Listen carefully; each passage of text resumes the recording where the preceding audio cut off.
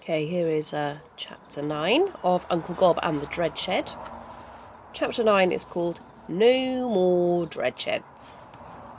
A long time ago, when the Beatles sang nicely and everyone was happy, I think that's probably down to something else, the Prime Minister, a different Prime Minister, said, "I don't think locking up poor children in dread sheds is a very nice thing to do. No more dread sheds." And there weren't. Uncle Gobb's father, who was called Father Gobb, was furious. "That's where all trouble started," he shouted at little Uncle Gobb, who wasn't Uncle Gobb at this time. He was little Derek Gobb, and his sister was, as we know, Tess Gobb. "When some stupid fathead abolished dread sheds, that was the end of everything. Children stopped respecting their mothers and fathers, teenage boys became teenagers, and people started doing bad things." Tess said, "Father Gobb, teenage boys would be teenagers because, they were teenagers?" At this, Father Gobb became even more furious. "I say, the River Tiber will run blood," he shouted at Tess, the thunder flying out of his nostrils. Like this, look at quite big nostrils for thunder to fly out of as well.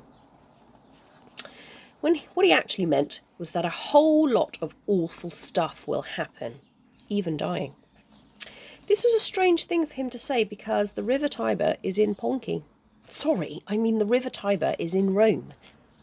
The reason why I made that mistake, called Rome Ponky, will be explained later. Please don't expect everything to be in the right order in this book.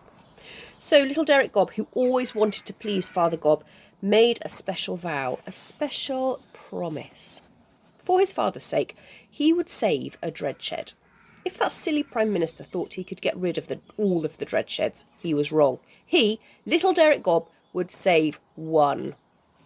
So, that night, when all was dark and cats prowled the streets looking for open bedroom windows so they could hang about outside making a howling noise, little Derek Gobb scurried through the shadows, lit by the whites of his own eyes. He was heading for the nearest dread shed. In his pocket were 127 very small wheels called casters, which he had stolen off the bottoms of armchairs and sofas of the nearest department store, called Ramsay's, your local department store. Just show you, look, these are all the wheels, look, that you normally have on the bottom of a sofa or a chair. Probably actually stealing 127 of something would actually get you into a dread shed. He approached the dread shed, which sat menacingly in a dell next to the gasworks.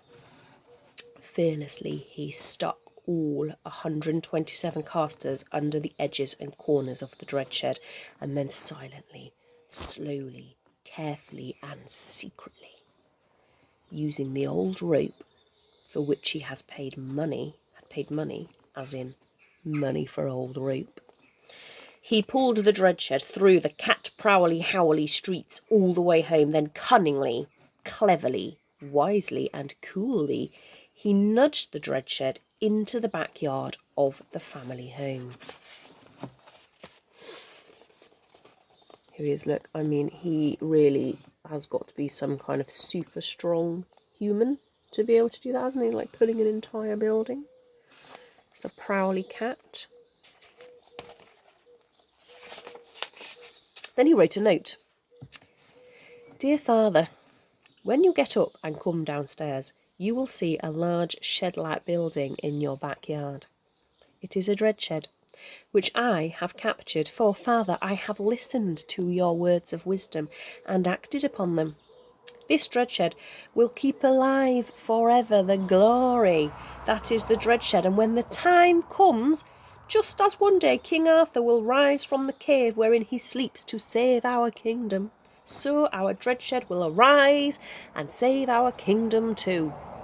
Love," or something like it, in case that sounds soppy, "Derek." And little Derek Gobb dropped the note onto the pillow beside Father Gobb's head, even as he lay sleeping. Actually, I bet he sleeps with an angry face like that.